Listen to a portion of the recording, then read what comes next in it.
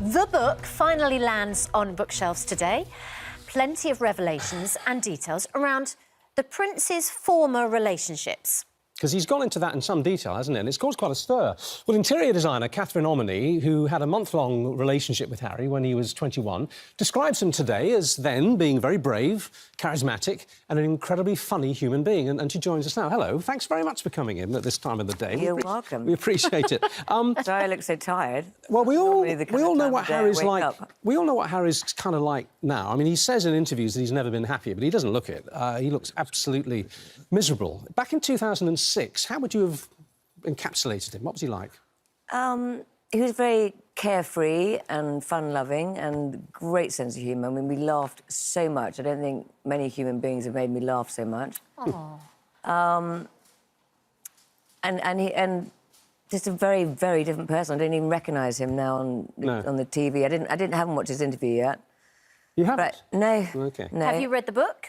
No. Have you looked to see if you're in the book? No, I didn't think I'd be in the book. Because I was a 34-year-old mother of two, so I don't think that's something he was particularly you think that he'd be embarrassed about... Well, the fact now that I hear that, you know, he's been with people far older than me, so... Well, the age gap wasn't... What was the age gap when you were with him? Well, he was 21, I was 34. 21, 34. And you've said that it became quite clear to you that he did have an interest, shall we put it, in older women. That was the thing. Well, I think so, because I think he... Well, like I said, sorry, my eyes are watering, so I'm so tired. I could just sense now that he definitely was surrounded by 20-year-olds that wanted to just be with him. And so how did you meet? we met in a restaurant through a dinner party and we got mutual friends in Australia who we stayed with, and they're really good friends, and that's how we started talking. And was the attraction sort of immediate? That spark? Well, not like a kind of physical attraction. There's just humour, and also the fact we've shared the same experiences and ranches in Australia and outback, and the same friends. So that was an immediate, you know, connection. Do you feel that, because you mentioned in that last answer that he was surrounded by people of his own age who perhaps just weren't as mature as he was looking for? He had an attraction to older women. Do you think he needed someone to sort of ground him? Someone who wasn't carried away? Well, I listened to him a lot. Yes. So maybe the others didn't, but I did listen to him a lot. And I think that's what he needed. Do you think he's found that in Meghan? Someone who... It's exaggerated out. Absolutely. He hated it, didn't he? He absolutely hated it, and I don't blame him, because it was so mocking and humiliating. Yes.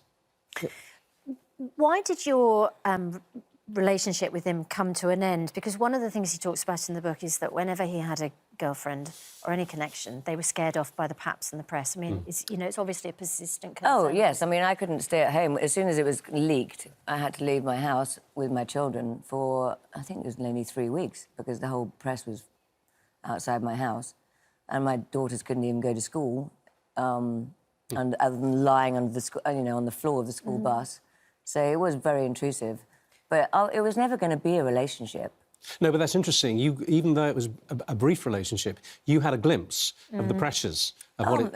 It was horrendous. I mean, I was chased down the street. I actually left the country for a bit as well, so...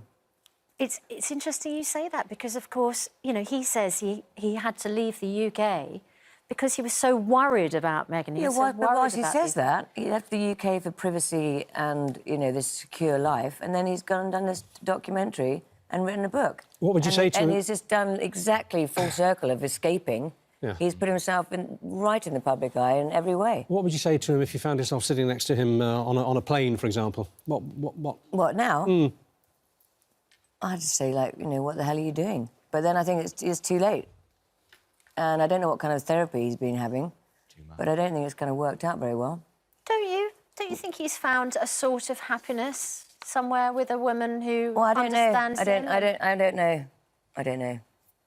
No, I suppose that's the point. None of us know. No. What's really going on. And I haven't read the book, obviously, yet. even though it's come out in Spain, but I don't read Spanish. I speak Spanish, but It's I out don't read now. Spanish. It's out in the country now. Yeah, well, I'm not All going to right. be writing to Can go I and ask read you a it. question? Yeah, of Did course. he talk to you about Camilla? Because, of course, he's been very critical about Camilla in the overnight TV interviews. Did he talk about her?